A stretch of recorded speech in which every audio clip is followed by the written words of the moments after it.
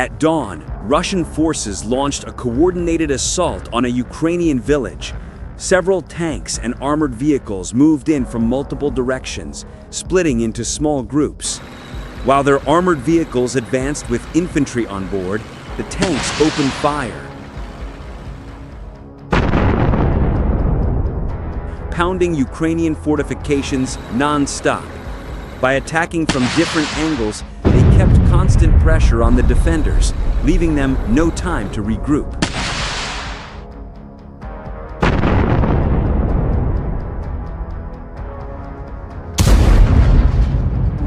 The strategy seemed to work. The shelling masked the movement of armored units sneaking toward the outskirts of the village. Within minutes, Russian fire had leveled several Ukrainian positions, clearing the path for their APCs to move in. Everything was going according to plan. Russian commanders believed they had the upper hand.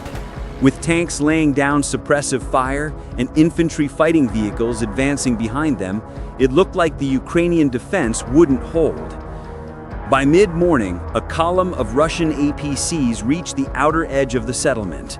Dust clouds filled the air as the vehicles rolled over shattered fences and debris. The lead vehicle hit a buried mine. The armor held, but the blast damaged its front suspension and set nearby grass ablaze. Behind it, several more vehicles caught fire as secondary explosions went off, but the column refused to stop. Their mission was to push through, no matter the cost. Intact, reports of casualties, ammunition shortages, and collapsing positions. Realizing they couldn't hold much longer, the local commander ordered an organized retreat.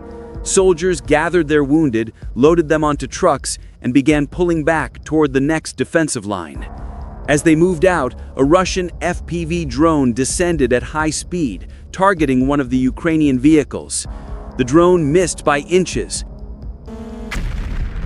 exploding harmlessly beside the road.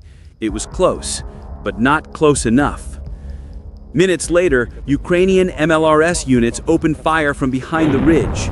Dozens of rockets arced into the sky, striking Russian positions near the village entrance.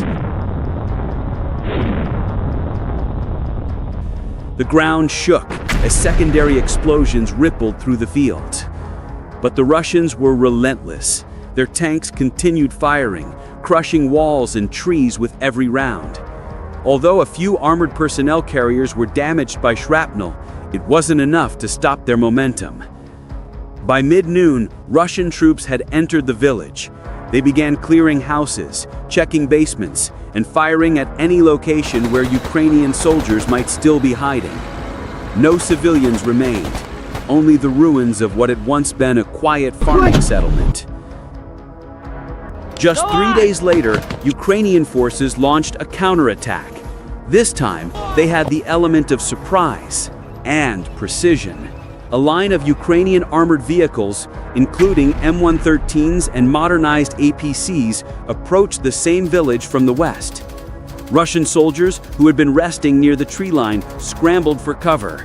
Some ran into nearby houses, others tried to return fire from behind rubble and fences. Machine guns opened up from the armored carriers as Ukrainian troops dismounted under covering fire. The Ukrainians advanced in squads, fast, coordinated, and precise. Their objective wasn't just to enter the village, but to clear it block by block. Despite having only recently captured the area, the Russians had already fortified key positions.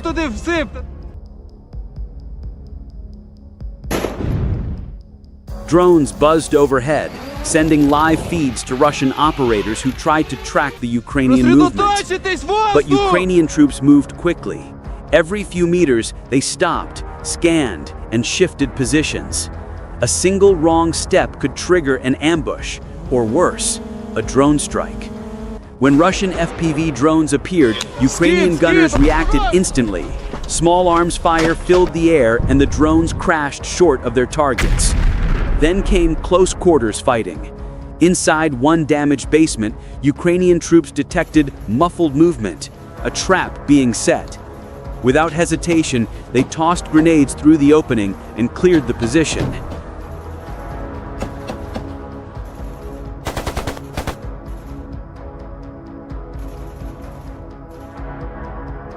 Ще одна є. Чув?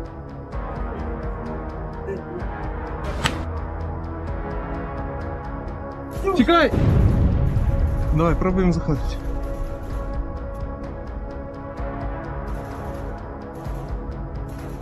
The explosion echoed through the ruins, and moments later, all was silent. Had they hesitated, that ambush might have turned the tide. Instead, they pushed on, methodically, professionally, without a single casualty in that squad. Now the real challenge began. To reach the center of the village, they had to cross open terrain, little more than burned-out trees and scattered debris for cover.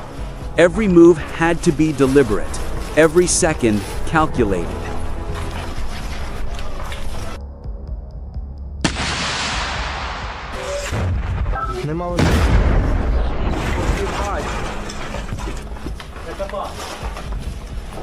They couldn't always see where the fire was coming from. The Russians were well concealed in upper windows and rubble piles.